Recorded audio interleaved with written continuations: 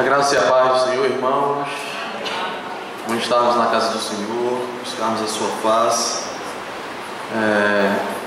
Nesta noite quero dar as boas-vindas aos visitantes que estão aqui conosco. Deus abençoe vocês, estejam à vontade no nosso meio, voltem sempre, porque aqui é a casa do Senhor, a casa em que buscamos a presença do nosso Deus. Nesta noite eu gostaria de convidá-los a abrir a sua Bíblia em um salmo. Eu irei ler dois textos separados, mas eu peço para os irmãos abrirem no salmo de número 96, versículo de número 9. Nessa noite nós queremos falar sobre algo que todos os homens são convocados, algo que apresenta a Deus como aquele que é digno, que é a adoração. Então, Deus é digno de ser adorado. É isso que cantam alguns dos salmos, é isso que expressa as Sagradas Escrituras, é isso que nós queremos falar nesta noite. Deus é digno de ser adorado. Salmo de número 96, versículo 9. Além deste salmo, eu também estarei lendo o salmo de número 29, versículo de número 2. Todos encontraram? Diz a palavra do Senhor: adorai ao Senhor na beleza da santidade, tremei diante dele toda a terra. O Salmo 29 diz: dai ao Senhor a glória devida ao seu nome, adorai o Senhor na beleza da sua santidade. Oremos mais uma vez. Senhor bendito, nós estamos na Tua presença por meio de Jesus Cristo, Teu Filho amado, e reconhecemos a Tua graça sobre nós, que nos dá esse privilégio de adentrarmos a Tua presença, ó Deus. Obrigado, Senhor, meu Pai, porque temos essa liberdade de adentrarmos diante da Tua face e nos prostrarmos diante do Senhor em adoração, de bendizermos o Teu nome, de louvarmos o Teu nome. Reconhecemos, Deus, que somos chamados para adorar o Senhor, que ao Teu nome devemos dar glória, pois o Senhor é digno e só o Senhor é digno. Que nesta noite tenhamos consciência de quem Tu és, ó Senhor, e de quem somos. Que tenhamos consciência, Pai, do nosso dever, e que os nossos corações sejam inclinados, ó Deus, a Te prestar um culto que é devido. Que os nossos corações sejam inclinados a Te adorar em espírito e em verdade. Nos ajuda nas nossas limitações, nas nossas fraquezas, nas nossas imperfeições. Porque reconhecemos, Pai, o quão, ó Deus, mal somos. E se não fosse a Tua graça, a Tua boa mão sobre nós, ai de nós. Ó Deus querido, que as nossas mentes e corações estejam cativas no Senhor, que o nosso coração possa, ó Deus, estar aberto ao Senhor, a Tua verdade, as Tuas leis, e que assim, Senhor, possamos ser agradáveis ao Senhor nesta terra. Em nome de Jesus é que nós Te oramos. Amém. Deus é digno de ser adorado. Este é o tema que queremos abordar nesta noite. Um pouco tossindo, a garganta um pouco ruim, mas vamos, na medida do possível, pausadamente falar aquilo que Deus colocou em nossos corações. E quando nós falamos que Deus é digno de ser adorado, nós precisamos pensar em algumas coisas. E a primeira coisa que nós devemos pensar, quando a Bíblia relata que Deus é digno de ser adorado, todos devem adorar o Senhor na beleza da sua santidade, Deus deve ser buscado, é que Deus não necessita ser adorado. Não há nada intrínseco ao seu ser que produza essa necessidade. Ele não tem a necessidade da nossa adoração. Ele não precisa de mim nem de você. Ele não precisa de adoração de ninguém. Deus se basta em si mesmo. isto é, toda a criação, como o que Ele requer das suas criaturas morais, não estão relacionados com alguma necessidade que Deus tem, mas apenas correspondem à sua vontade de criar e estabelecer leis e relações com suas criaturas morais. Então Deus resolveu criar tudo que existe, Deus resolveu estabelecer leis, Deus resolveu estabelecer uma relação com suas criaturas morais e estabeleceu que essas criaturas deveriam adorar. Não há uma necessidade, Ele não precisa disso, mas Ele quis, e assim foi a sua vontade. Então não há uma vontade intrínseca. Deus não vai ficar angustiado porque algum homem deixou de o adorar. Deus não vai ficar perplexo porque a sua criação se rebelou contra Ele. Não, Ele não tem necessidade nenhuma fora de si mesmo. Ele se basta em si mesmo. Ele é Deus. Ele é autossuficiente. Ele se basta em si mesmo. E nós precisamos ter essa consciência. E quando Deus nos chama à adoração, na verdade Ele está nos dando um privilégio e não simplesmente está apresentando uma necessidade que Ele tem. Ele está nos colocando numa posição de destaque. Ele está nos dando a oportunidade de relacionamento com aquele que é totalmente outro, santo, que habita em lugares inacessíveis, mas que se faz presente e se revela às suas criaturas de maneira a trazê-las a uma intimidade com Ele. Deus não está, meus queridos, como eu falei, angustiado com a incredulidade e as blasfêmias dos homens perversos. Ele simplesmente ri sarcasticamente de criaturas tão ignominiosas e insignificantes. Como diz o salmista, ri-se-á dele o Senhor, pois vê estar se aproximando o seu dia.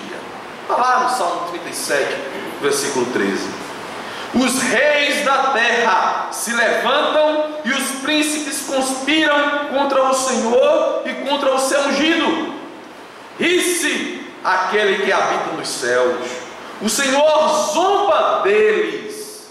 Na sua ira, a seu tempo, lhes há de falar, e no seu furor os confundirá.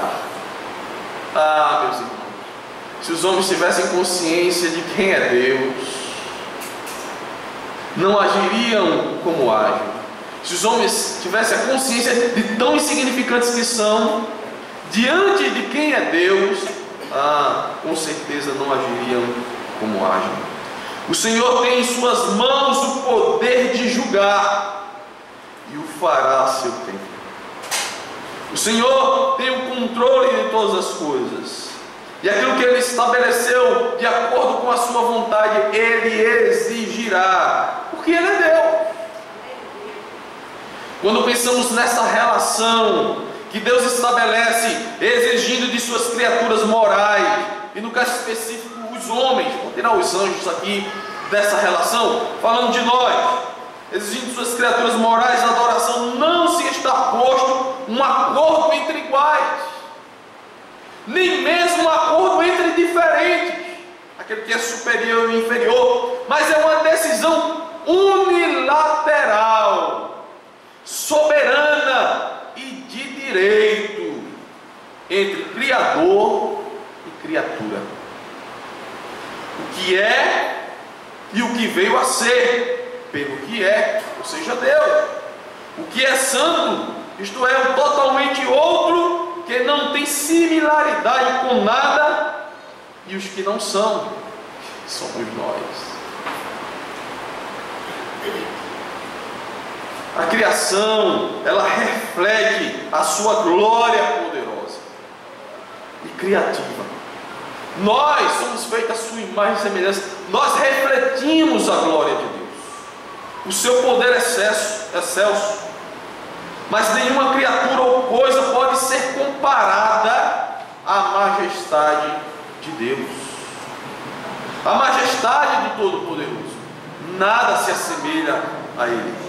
Veja o que diz Abraão: eis que me atrevo a falar ao Senhor, eu que sou pó e cinza. É a relação de insignificância que há na consciência de Abraão diante daquele que é, diante do Todo-Poderoso. Também ele faz, falando a Jó, diz: quanto mais aqueles que habitam em casas de barro, cujo fundamento está no pó e são esmagados como a traça, nascem de manhã e à tarde são destruídos, perecem para sempre, sem que disso se faça caso. Se lhes corta o fio da vida, morrem e não atingem a sabedoria. Essa é a visão que ele faz, o diagnóstico que ele faz da vida humana. Uma vida efêmera, passageira, rápida, e que se não for a mão de Deus, nada é. Isaías, olhando para si mesmo, diante da majestade de Deus, exclama: então disse eu, ai de mim, estou perdido.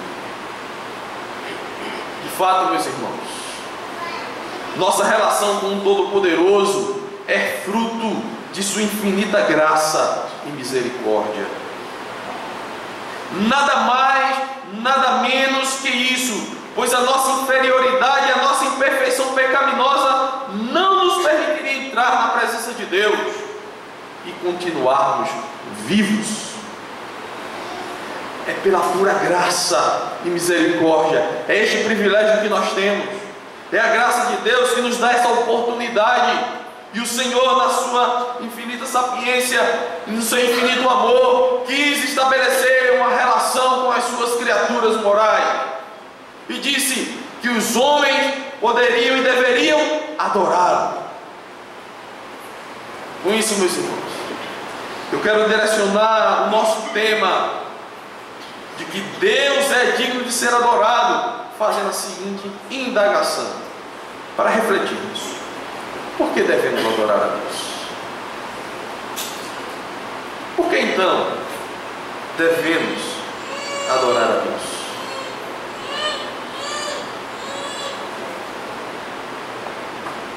Só existe uma resposta. Todas as demais coisas que poderíamos elencar são secundárias a isso. Tem como partida este princípio. E a única razão de que os homens são chamados à adoração ao Senhor é pelo simples fato dele ser Deus. Deus. Ele é Deus. Não é homem, não é criatura. Ele é Deus. Todas as demais coisas derivam dessa proposição.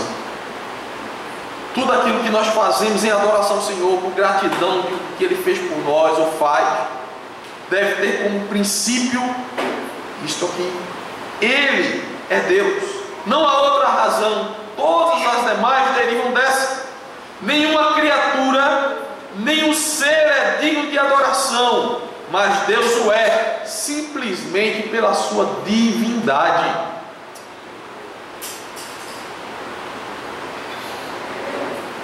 Eu não estou dizendo aqui que não devemos adorar a Deus pelo que Ele faz a nosso favor. Não é isso. Mas as suas realizações são aspectos secundários do motivo que nos leva a adorá-lo. Alguém pode fazer algo a nosso favor. Um amigo seu, um parente, pode fazer algo que você não conseguia fazer e ela vem, socorre e faz. Mas você pode ser grato e deve ser grato a essa pessoa. Mas nós não podemos adorá-la porque fez algo por nós. Só Deus é digno de adoração, simplesmente porque Ele é Deus. O motivo é simples. Só Deus é digno de adoração. E foi Ele que estabeleceu isso como princípio para se relacionar com suas criaturas. Aqui está um ponto importante que todos nós devemos atentar. Não importa se as circunstâncias são prósperas ou adversas. Não importa se tudo vai bem ou se vai mal. Deus continuará sendo digno de ser adorado porque Ele é Deus. Simplesmente isso. Ele é Deus.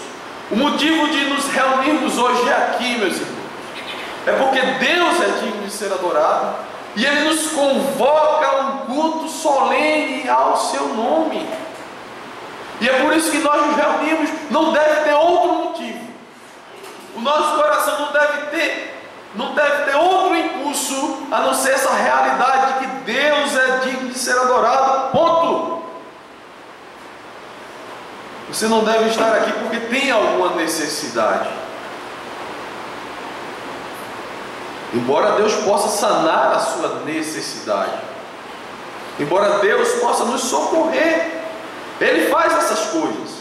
Ele tem sido o nosso socorro bem presente em tempos de angústias e tribulações. O Senhor é aquele que nos auxilia e que nos socorre nesses momentos difíceis também.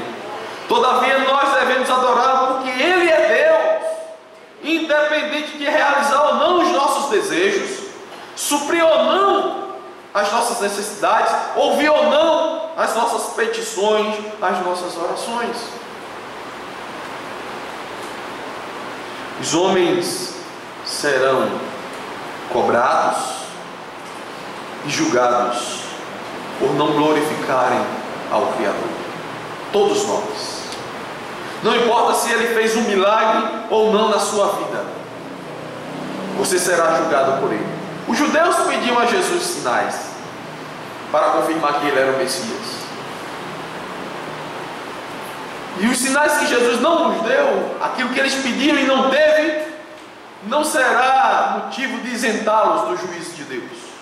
Eles serão julgados por Deus. Todos nós poderemos encontrar motivos para adorarmos a Deus. Seja a sua misericórdia em nos salvar, seja um livramento, seja um emprego, uma cura, saúde, etc.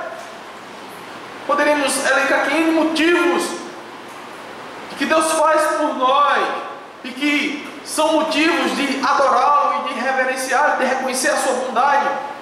Mas essas coisas são secundárias, como eu falei. Ele é digno mesmo se não fizesse nada disso. Nada disso. Essas coisas que eu acabei de citar são motivos sim para bendizermos a Deus, que devem mover os nossos corações em gratidão e glorificar ao Senhor.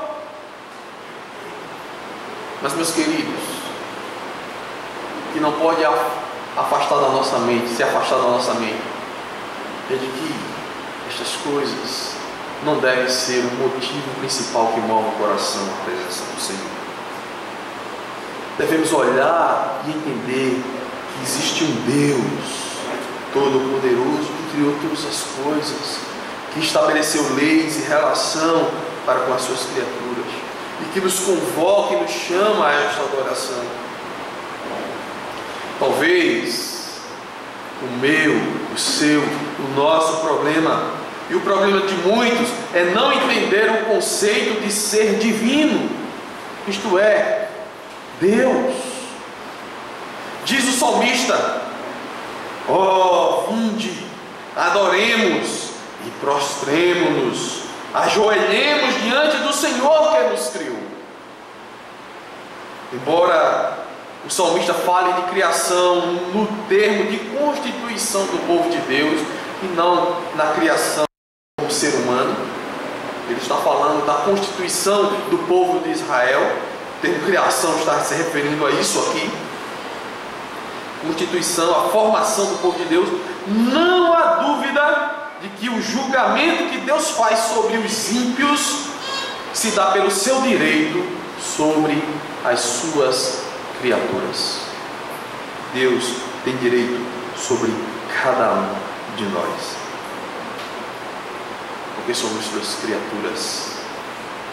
Ele julga entre as nações, enche-as de cadáveres, esmagará cabeças por toda a terra. Isso não são palavras minhas. O salmista relata isso no Salmo 110, versículo 6. Ele tem direito de juízo sobre toda a sua criação. Não há escolha para nenhum homem. Todos são devedores a Deus. Todos. Assim como você não poderia escolher quem seriam seus pais, não há escolha de quem deve ser o seu Deus. Nós não temos direito de escolher isso. E quando eu falo de escolha, eu não estou falando aqui de você decidir se irá se sujeitar a Deus ou não. Não é isso. Porque isso nós fazemos. Você pode ou não se sujeitar a Deus. Não é essa escolha que eu estou falando. Eu estou dizendo aqui, meus irmãos,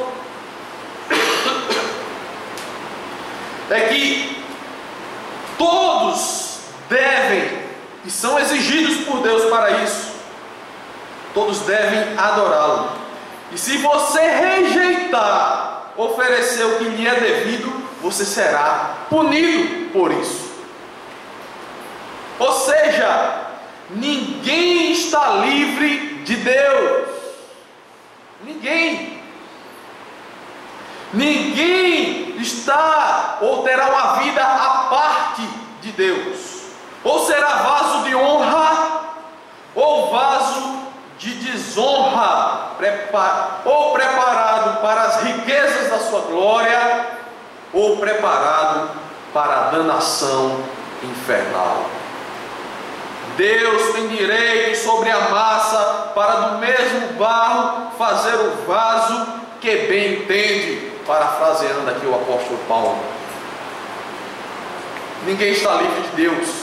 Ninguém pode escolher e achar que vai ficar impune na sua escolha.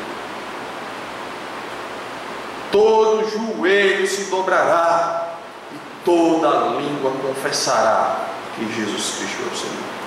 Para aqueles que dobrarão os seus joelhos de bom grado e em adoração.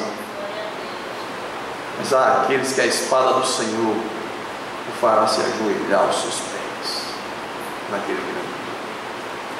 Não pensem os homens que terão outra escolha a parte do Senhor, a parte de Deus.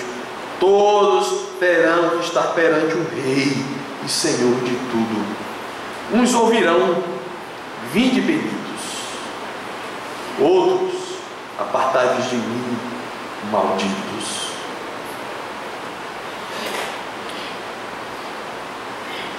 Meus queridos, Deus é digno de ser adorado.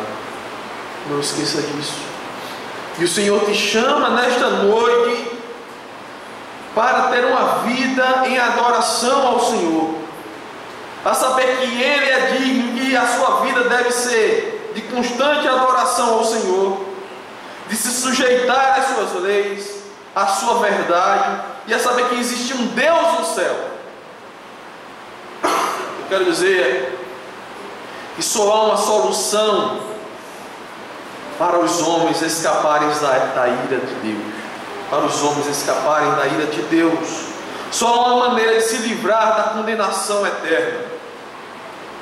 E aí eu cito novamente o apóstolo: a palavra está perto de ti, na tua boca e no teu coração, isto é, a palavra da fé que pregamos. Se com a tua boca confessares Jesus como Senhor, e em teu coração creres que Deus o ressuscitou ressuscitou dentre os mortos, serás salvo. Porque com o coração se crê para a justiça, e com a boca se confessa a respeito da salvação. Porquanto a Escritura diz: todo aquele que nele crê não será confundido, pois não há distinção entre judeu e grego, uma vez que o mesmo é Senhor de todos, rico para com todos os que o invocam. Porque todo aquele que invocar o nome do Senhor será salvo. Ah, meus irmãos, pura graça de Deus. A graça e a misericórdia de Deus se dá em Jesus Cristo, que nos convoca a termos essa comunhão com Ele. E só há esta maneira de adorá-lo, não há outro meio. Jesus Cristo é o meio de nos achegarmos a Deus e prestarmos a Ele a verdadeira adoração. Não há outro caminho, não há outra forma que você irá adorar a Deus, só através de Jesus Cristo.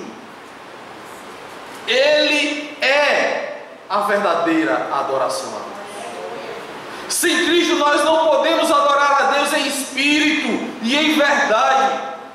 Sem Cristo, os nossos cânticos ao Altíssimo são zunidos incômodos, como numa noite de calor rodeados de muriçoca. Sem Cristo, nossas orações são palavras jogadas ao vento no meio de um deserto. Sem Cristo, a Bíblia é apenas um livro sagrado, mas que não transforma mente e coração e nos mostra o que é de agrado do Pai. Sem Cristo, nós não podemos estar na presença do Todo-Poderoso. Poderemos dizer como Isaías: ai de mim, estou perdido.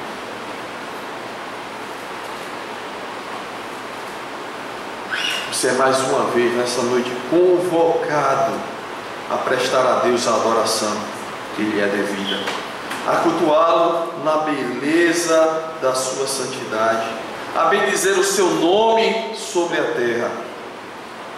Faça isso antes que seja o seu fim, antes que o dia do Senhor te pegue de surpresa, como um tsunami em um mar belo e tranquilo, que em questão de segundo vira desespero, morte e dor. Olhe para Jesus, olhe para o Senhor Jesus Cristo, o Filho de Deus encarnado, dado a nós por amor, em que Deus sela uma comunhão conosco, em que Deus nos chama a uma comunhão eterna. Olhe para Jesus Cristo, ouça a sua voz, não pense que Ele está, como é pregado muitas vezes por aí, como algum pedinte: ah, me aceite não. Olhe para Ele como aquele que te dá de graça a beber da água da vida, como aquele que estabelece uma aliança eterna com o Todo-Poderoso, como aquele que veio para estabelecer a paz com Deus, a paz entre nós e Deus. Não veio pedir um favor, mas veio manifestar graça e misericórdia. É pura graça e misericórdia. Olhe então para Cristo desta maneira e venha. O Espírito e a noiva dizem: vem. Aquele que ouve, diga: vem. Aquele que tem sede, venha. E quem quiser, receba de graça a água da vida. Diz o salmista: adorai ao Senhor na beleza da santidade, tremei diante dele toda a terra. Feche os seus olhos. Senhor Deus, que não nos esqueçamos de quem Tu és, ó Pai. Que saibamos todos nós que Te somos devedores. Que o mundo lá fora, que os homens lá fora também possam ser alcançados, Senhor, por esta verdade. e venham a reconhecer ao Senhor que é digno de toda adoração, e que a tua graça e misericórdia também os alcance.